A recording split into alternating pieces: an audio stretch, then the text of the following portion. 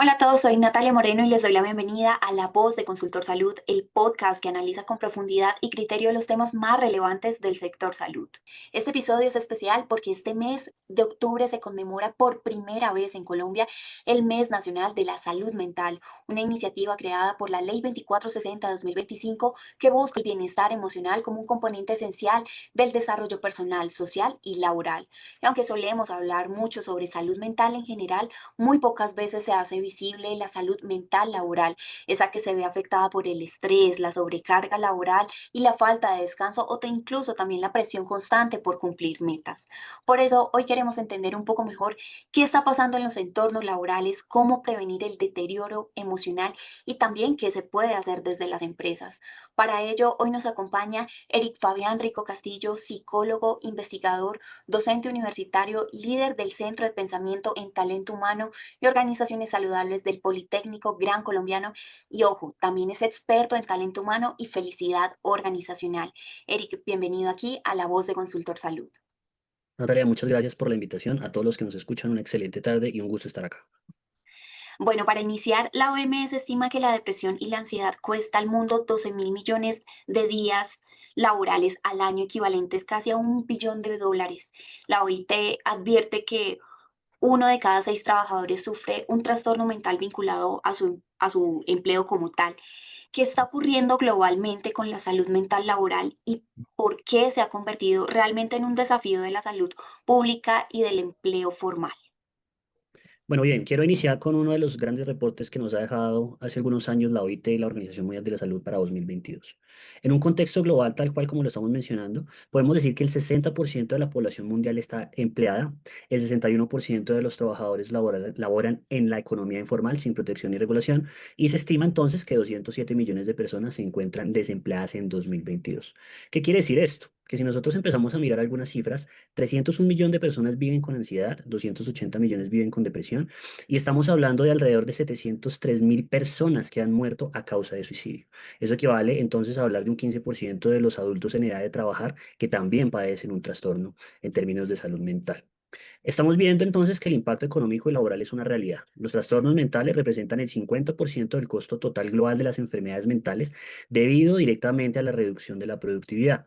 Como bien lo mencionaba, se está perdiendo días laborales en términos de ansiedad y depresión por causas semejantes y eso equivale a una cifra, por no decir lo menor, a la productividad y a la sostenibilidad de las empresas. Es decir, podemos decir que después del COVID-19 para Colombia, por ejemplo, estábamos observando que más de la mitad de las personas padecían o tenían o estaban diagnosticadas con una enfermedad de salud mental.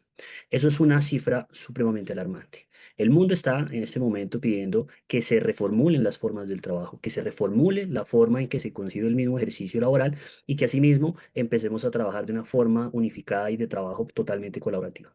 Así pues, estamos mencionando también que proteger la salud mental desde el contexto del trabajo en donde pasamos gran parte de nuestro tiempo, es decir, casi la tercera parte de una persona se vive en el trabajo. Estamos hablando entonces que la salud mental aporta en términos de ingreso económico y estabilidad, si hablamos de trabajo decente, por supuesto, generar un propósito, logro y confianza personal, asimismo las relaciones positivas e inclusión laboral y esas rutinas estructuradas que fortalecen el bienestar pueden ser entonces derivados de un buen desarrollo dentro del marco del trabajo. Esas son algunas cifras que quiero dar, pero por supuesto estamos en este momento atravesando por situaciones en donde los riesgos de la salud mental en el trabajo son una realidad. Eric, pasando a un contexto más global, en países como Japón se reconocen las muertes por exceso de trabajo, se le dice karoshi, y en Europa se consolidan derechos a la desconexión digital y a entornos psicosociales seguros. ¿Qué prácticas internacionales como tal podrían inspirar a América Latina y particularmente a Colombia para así prevenir el deterioro mental asociado al trabajo? Una excelente pregunta. Quiero acotar también desde Japón que actualmente conocemos el término de karoshi, que en efecto es muertes por exceso de trabajo. Pero también está el karohihatsu, que es la pérdida de vidas, en este caso en el contexto laboral, es decir, durante su jornada habitual.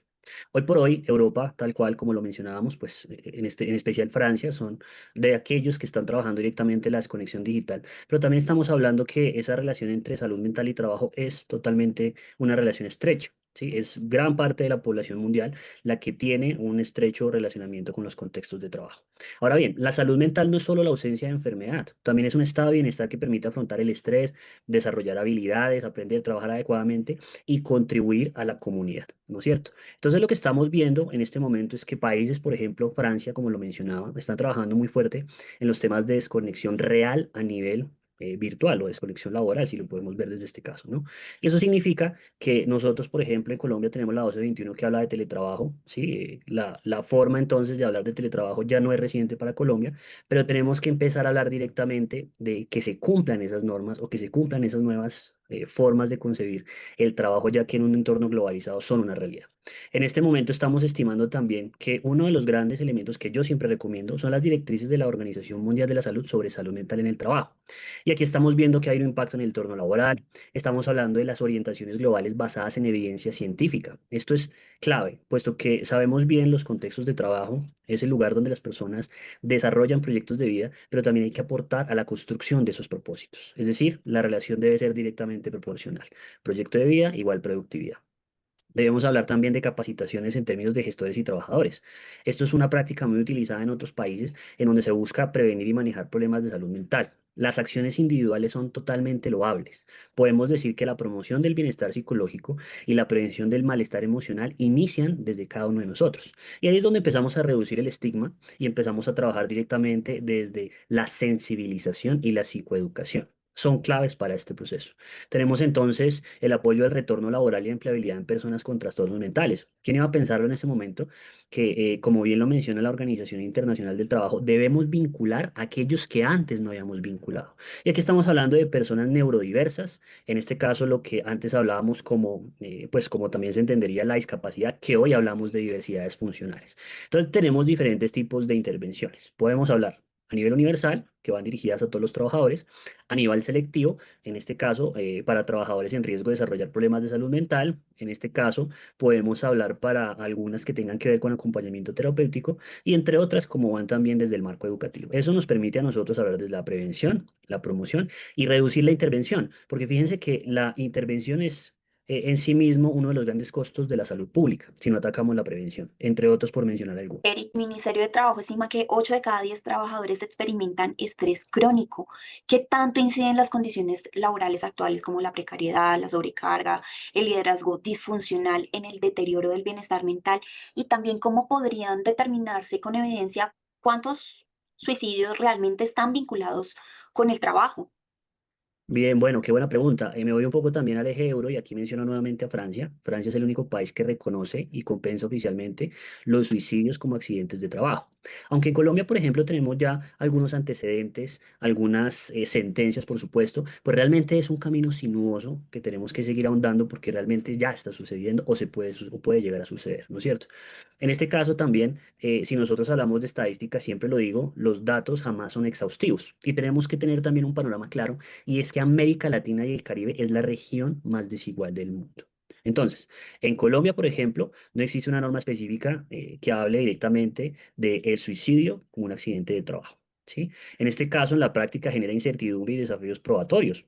¿Quién carga o quién sería el que cargue la carga de la prueba, por ejemplo? ¿Y cómo demostrar la influencia laboral? Ahora bien, dentro del CIE-11 ya se considera el burnout, en este caso, el síndrome del colaborador desgastado como una enfermedad de índole laboral. Pero recordemos entonces que cuando hablamos de un síndrome, estamos hablando de muchos síntomas que se presentan en conjunto. Entonces acá podemos tener, en la mayoría de los casos, cuando hablamos de burnout, por ejemplo, estamos también resaltando la presencia de enfermedades como ansiedad y depresión, que de una u otra manera, por la mitificación que aún se tiene, pues muchas personas no asisten a los contextos de terapia o no reciben acompañamiento terapéutico. Y eso, bueno, entendiendo también el sistema, pues que ya con la ley 2460 ha mejorado, porque ya puedes ir directamente a recibir una terapia con psicólogo, pero de una u otra manera, pues los contextos de trabajo deben ser ambientes seguros y deben prevenir y promover esas conductas seguras para evitar casos de suicidio. Recordemos que los casos de suicidio se presentan más o prevalecen más en los hombres. Es decir, el hombre termina su vida a partir de suicidio más que las mujeres. Las mujeres tienen mayores intentos. En este caso, si nosotros vemos las cifras, vuelvo y repito, las cifras pueden ser un poco más alejadas de la realidad porque pues realmente es todo un antecedente que se tiene que tener y también debemos hablar de elementos como en este caso, pues los procesos anticipatorios de lo que viene siendo es esa necropsia psicológica, si la podemos llamar de esta manera, ¿no? Antes le decíamos autopsia psicológica, pero el término pues no da lugar. Y eso lleva a ver qué sucedió con la persona, cuáles eran sus redes de apoyo, cómo se encontraban entonces trabajando en una perspectiva de equipo saludable o de entorno saludable, además de los diferentes problemas que se pueden presentar. Entonces, fíjense que en este caso, pues los intentos de suicidio, en su caso, pues bueno, repito, el no tener un trabajo o tener un trabajo que no logra ese concepto de trabajo decente, puede llevar a ser un detonante o puede ser un indicio, o en este caso puede también llevar a ser un factor de pérdidas de vida por suicidio. Entonces, las cifras, pues aunque como ya lo mencionamos, no son tan exhaustivas, podemos decir que son elevadas en la región y sobre todo pues en Colombia ya estamos teniendo casos y bueno, salgo un poco del marco laboral, pero también estamos viendo personas adultos mayores y niños menores de 11 años que han perdido la vida. Entonces, creo que con eso podemos articular. Eric, la ley 2460 de 2025 y también el decreto 728 de 2025 obligan a empleadores, a la ARL, a ese sistema de gestión de seguridad y salud en el trabajo. Como tal, ¿qué transformaciones reales pueden generar este tipo de normas en los ambientes laborales y también qué desafíos existen para generar su cumplimiento? Bueno, hay que decir que la Ley 2460/2025 actualiza la Ley 16 de 2013 de salud mental. Aquí se dictan nuevas medidas en materia de prevención y atención de trastornos y enfermedades mentales. Es un logro gigantesco. En todo caso, podemos decir que ya existe unas medidas de cuidado y salud mental directas que antes no se habían contemplado, ¿no es cierto? Hablamos también de los recursos y financiamientos, ¿no? Las empresas administradoras de planes de beneficios deberán ofrecer apoyo psicosocial y capacitaciones a los cuidadores de personas con trastornos mentales. Las EPS, IPS y entidades territoriales coordinarán la creación de comités de salud mental en instituciones educativas para realizar tamizajes y emitir alertas tempranos, ¿no es cierto? Y es importante también resaltar que se establecerá o se establecerá desde el marco de la norma el Sistema Nacional de Información en Salud Mental. Esto con enfoque territorial, articulado con el DANE, con el Ministerio de Ciencia, Tecnología e Innovación, para poder recopilar datos y evaluar el impacto de la política pública, ¿no? Entonces, se implementan este tipo de normas que por supuesto, tienen un ejercicio importante con el fortalecimiento del Observatorio Nacional de Salud Mental. Esto permite tomar decisiones de políticas públicas adaptadas a las necesidades de cada región. Y eso también nos permite a nosotros garantizar información constante y actualizada, que si hoy por hoy, pues nosotros podemos cruzar este tipo de informaciones, pues realmente podemos ver que la interoperabilidad del sistema, pues pueden tener algunos eslabones o pueden tener algunos datos que pueden no estar en tiempo real. Son algunas de las recomendaciones, claramente la red mixta de prestación de salud mental, hay un espacio de atención, por supuesto, a los jóvenes y claramente tener una cuenta directa para lo que viene siendo salud mental directamente y hacerlo presente en la agenda nacional. Es decir, estamos directamente relacionando la salud mental como un problema país o como una situación de abordaje país. Esas son algunas de las recomendaciones que creo que se pueden hacer. Ahora, desde el marco de las ARLs tenemos que trabajar mancomunadamente, pues bien sabemos que las aseguradoras de riesgos laborales pues usualmente tienen un reto y es poder también hacer ese seguimiento y esa reincorporación, ¿no es cierto? Yo siempre digo una frase y es que nosotros en las organizaciones deberíamos salir mejor de cómo entramos. Y lo veo también como una situación particular y es que el 95% de las empresas en Colombia son pymes o pequeñas empresas. Eso es un reto también gigantesco, pero se adaptarán protocolos de promoción y cuidado de la salud mental para jóvenes, entre otros elementos importantes. Erika, pasemos a otro tema muy importante que es el talento humano en salud. La Asociación Colombiana de Hospitales de Colombia reportó en 2024 que más del 50% del personal sanitario presenta agotamiento emocional y también un estudio advierte que el burnout hospitalario pone en riesgo como tal la seguridad de los pacientes. ¿Qué condiciones del ejercicio médico y asistencial explican este alto riesgo psicosocial y también cómo deberían responder las instituciones para prevenirlo? Ujú. Bueno, un dato que se me quedó en el tintero y quería mencionar es que la OMS estima que más de 700.000 personas mueren por suicidio al año. Y esto corresponde a una muerte cada 40 segundos. Esto es casi el 77% de todos los suicidios mundiales ocurren en parte en países de ingresos bajos y medios. ¿Por qué quiero mencionar esto? Porque cuando hablamos del burnout en contextos de trabajo, hablando del tema hospitalario, por ejemplo, tenemos que pensar en las condiciones de trabajo. ¿sí? En muchos casos las condiciones no están dadas. No estamos hablando de diferentes regiones, por ejemplo, en el Bajo Audo o en Quibdó. Pensemos entonces si realmente esas condiciones de trabajo logran estar en el nivel adecuado, por supuesto. Los temas de los multicontratos, tengamos presente que ya estamos viendo que en muchos casos, y he visto los datos, en este caso, con diferentes conversaciones que he tenido con entes gubernamentales y expertos en el tema, en donde podemos hablar de un salario mínimo para un médico, por ejemplo, eso obliga a que la persona tenga otros tipos de contrato y eso lleva una dificultad de equilibrar la vida con el trabajo. ¿Sí? Eso hace también que podamos aumentar la tasa o la probabilidad de error frente a eso, ¿no? Tener en cuenta que las personas en los contextos hospitalarios están in front. Y aquí empiezo a hablar de algunas posiciones o algunas profesiones. Por ejemplo, los psicólogos, los médicos, los enfermeros, los intensivistas. Puede que se me quede alguno, por supuesto son bastantes, pero quiero decirles que cuando están in front, es decir, cuando están al frente de las personas, que tenemos que dar malas noticias, que tenemos que estar, en este caso, en situaciones como pueden ser muertes o situaciones de accidentes, pues esto lleva a la sobrecarga emocional, esto lleva, ¿por qué no?, al consumo de sustancias. En este caso, en muchas regiones de Occidente no es usual, es decir, en países como Colombia, entre otros, que los médicos asistan a terapia. ¿Sí? Y aquí presentamos entonces un efecto interesante que es la fatiga por compasión, es un cansancio por cuidar demasiado y el estrés vicario.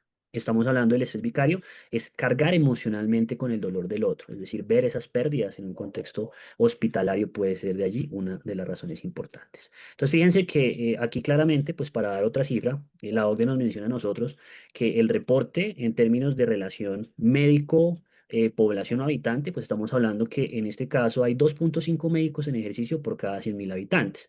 Y la Asociación de Psicólogos y Sociólogos del país también explican que en Colombia para 2020 solo hay 1,3 terapeutas por cada 100.000 habitantes, menos que cualquier país en la región y por debajo entonces de las cifras recomendadas por la OCDE. Entonces, todos estos factores, ¿sí? Llevan a que se presenten y se sitúen situaciones que pueden afectar la salud mental. Estar en contacto con los consultantes o los pacientes, tener dificultades para poder equilibrar vida-trabajo y sobre todo la remuneración, que también es principio de trabajo decente. Muy interesante lo que nos comenta Eric, devolviéndome un poco al decreto 728 que exige reportar acciones anuales, pero muchas empresas realmente se limitan es a cumplir formalmente. ¿Qué distingue un programa de salud mental laboral verdaderamente efectivo a uno realmente simbólico? Bueno, bien, aquí tenemos que tener presente que la articulación debe ser integral. La política pública, es decir, el gobierno, las organizaciones, el Estado y la academia, entre otros actores como las empresas, deben ser fundamentales. Hoy por hoy tenemos que tener presente que los diferentes programas, y en muchos de los casos, repito, estamos hablando de pymes o pequeñas empresas, es bastante complicado para empresas que en su haber o en su defecto, por dificultades, pues no tienen realmente la seguridad plena de utilizar programas que cumplan con las necesidades puntuales, ¿no? Entonces aquí estamos pensando que esos programas efectivos deben combinar intervenciones organizacionales, cargas, horas, autonomía. Pero aquí quiero detenerme un poco y no quiero que nos llenemos de indicadores, porque si bien sabemos los indicadores son un número, hoy estamos migrando a una percepción más de impacto. ¿Sí? Debemos pensar en cómo ese apoyo psicológico puede entonces redundar en una vida digna o en un crecimiento en términos personales, ¿no? Aquí quiero retomar unos elementos importantes, puesto que la mejora continua hace parte de nuestros procesos, pero debe haber un compromiso. Y aquí yo quiero articularlo con las dinámicas de interoperabilidad. Es decir, deben haber muchos actores que estén comprometidos con el proceso. Estamos hablando de ARLs, estamos hablando de las empresas, de los líderes, estamos hablando directamente desde la misma persona, porque es que el cuidado en términos de salud mental inicia con uno mismo. Hábitos de vida saludables, como una alimentación programada, por ejemplo, como salario emocional. Eso de una u otra manera tiene un impacto poderosísimo. Y además de empezar a vincular, porque lo estamos viendo cómo el campo de la psicología clínica se está integrando a la organización. Es decir, en algún momento decíamos que los organizacionales se encargan en estos aspectos, pero hemos visto cómo la psicología clínica en manejo del estrés, manejo de la ansiedad, o por qué no, empezar a capacitar también en esos aspectos de primeros auxilios psicológicos y contención emocional. Tenemos que generar un aporte integral, desde el individuo, desde el grupo de trabajo, desde la organización en sí mismo y desde la sociedad. Entonces, fíjense que realmente tenemos que tener un compromiso, ¿sí? Esto es un compromiso real no solo con la medición, sino realmente con ese impacto en términos de ausentismo, rotación y sobre todo de aumento de entornos saludables en contextos laborales. Eric, el auge del teletrabajo y también la conectividad permanente están modificando como tal la carga emocional y los límites de descanso.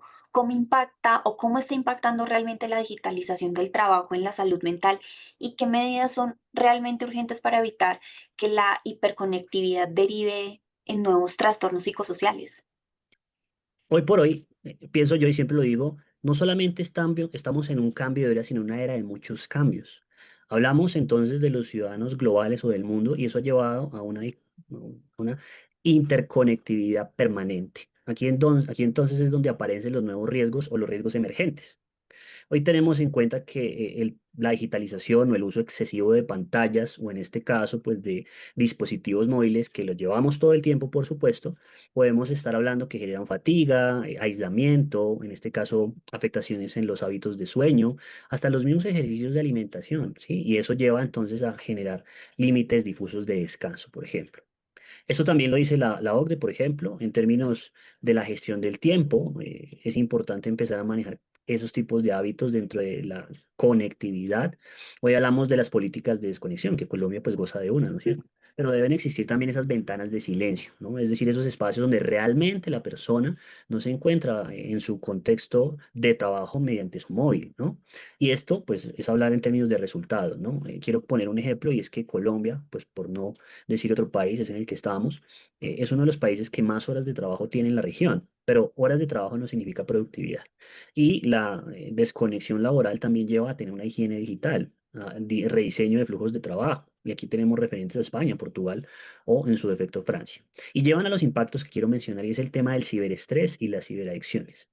Aunque estos dos términos realmente no están catalogados como enfermedades en el DSM-5 o en el CIE-11, pues sí podemos decir que el ciberestrés es un estrés, ¿sí? Derivado de la conectividad o en estar en línea o en este caso estar en contextos digitales. Y las ciberadicciones, pues ya también estamos viendo cómo se pueden generar en estos entornos, ¿no? Lo denominan también como adicciones a otras sustancias, pero puede ser uno de los concomitantes. Aquí aparece entonces los workaholic, ¿sí? Los personas que trabajan en exceso y se pueden catalogar como riesgos emergentes. Entonces yo creo que aquí tenemos que ser muy participativos y tenemos que ser muy propositivos en las estrategias. Las mismas organizaciones deben tener claridad en ello, porque si algo es cierto, y bueno, lo puedo decir desde mi punto de vista, hoy por hoy, desde el ejercicio de trabajo híbrido, por ejemplo, o el teletrabajo, podemos decir que estamos trabajando un poco más porque el trabajo lo llevamos a nuestro hogar.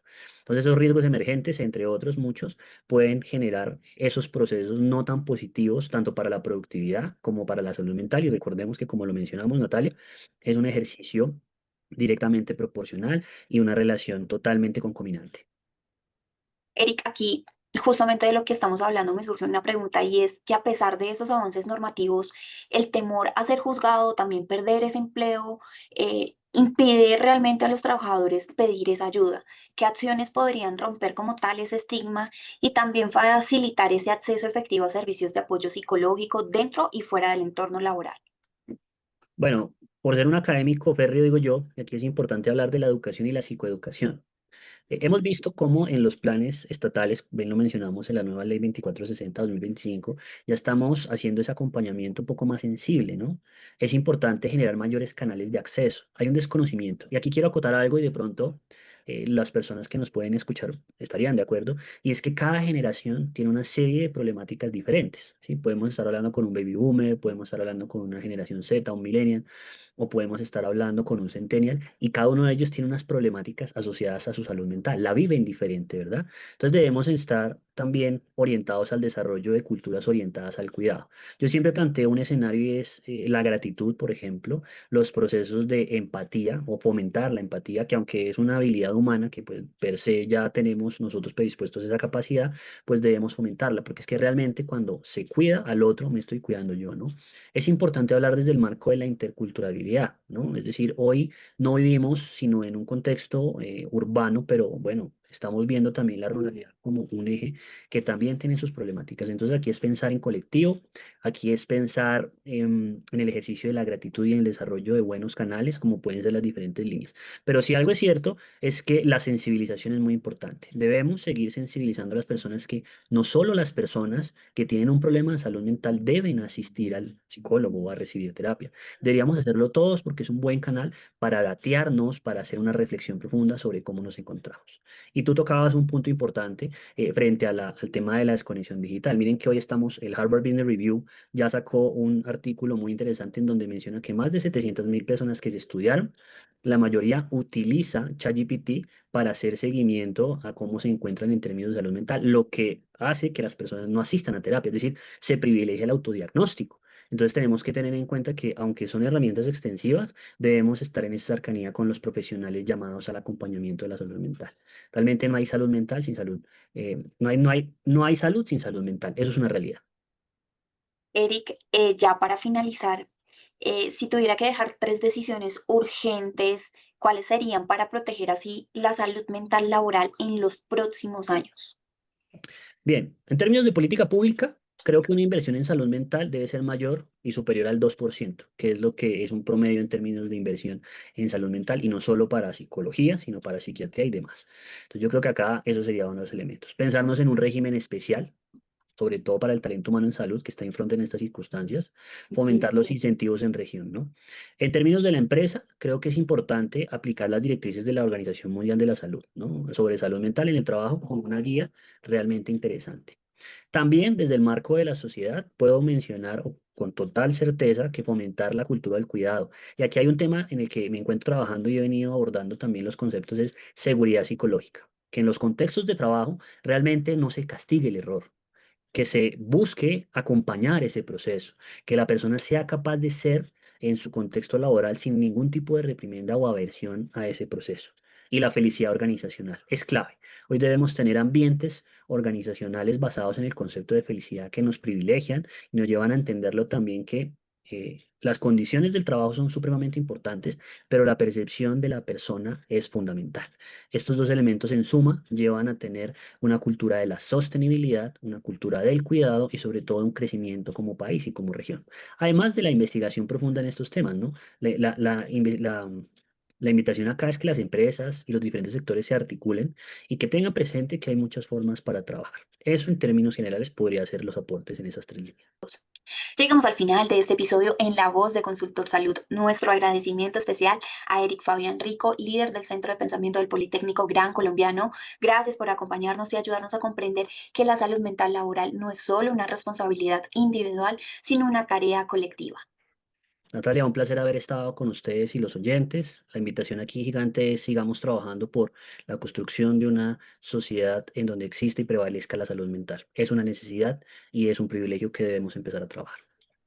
A todos ustedes, gracias por escucharnos y recuerden seguirnos en nuestras redes sociales como @consultorsalud y también los invito a que visiten nuestro portal web www.consultorsalud.com. Hasta pronto.